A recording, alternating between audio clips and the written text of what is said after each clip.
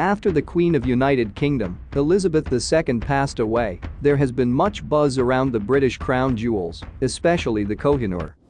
The diamond is literally the jewel in the crown among the ceremonial treasures which have been acquired by English royalty since 1660.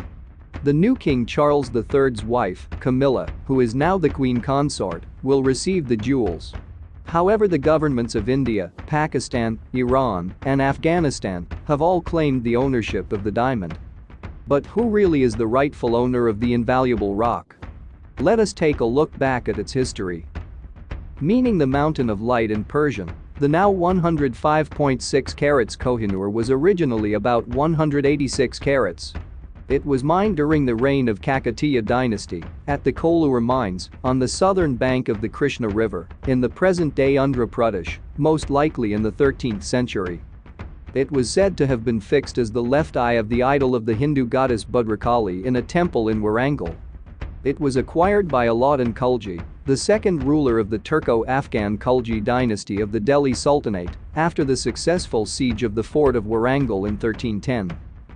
Pratap Rudra II, the last Kakatiya king, gifted Kohinoor along with other treasures to the Khuljis as tribute. Amir Khusro, the famous Muslim writer, called it as being unparalleled in the whole world. Not much is known as to what happened to the diamond after that, as it only made an appearance after more than 2 centuries of obscurity. After Humayun had captured Agra, he presented Kohinoor to his father Babur, who in turn returned it to Humayun as a gift. Humayun had received it from the family of the late Raja Vikramjit of Gwalior in exchange for their safety and welfare. Years later, Humayun presented Kohinoor to Shah Tahmasp of Persia for giving him shelter after he was defeated and ousted by Sher Shah Suri. The diamond, however, found its way back to the Mughal Empire after much war and fight with the Persian Safavids. Shah Jahan embedded the Kohinoor into his famous peacock throne. It remained with the Mughals for the next century. In 1737, Nader Shah, the ruler of the Persian Afsharid dynasty, invaded India and defeated the Mughals under Muhammad Shah at the Battle of Kurnool. As a part of the huge war bounty, he was given the aforementioned peacock throne and the Kohinoor, thereby taking the diamond outside the Indian subcontinent for the second time. Nader Shah's grandson Shahrukh Shah then presented it to the Afghan Empire's founder Ahmad Shah Durrani in the mid-18th century. It remained in his family in Kabul for several years until Durrani's grandson Shah Shuja was disposed of his rule after a rebellion in 1809. He took refuge with the ruler of the Sikh kingdom, Maharaja Ranjit Singh, and presented him with Kohinoor.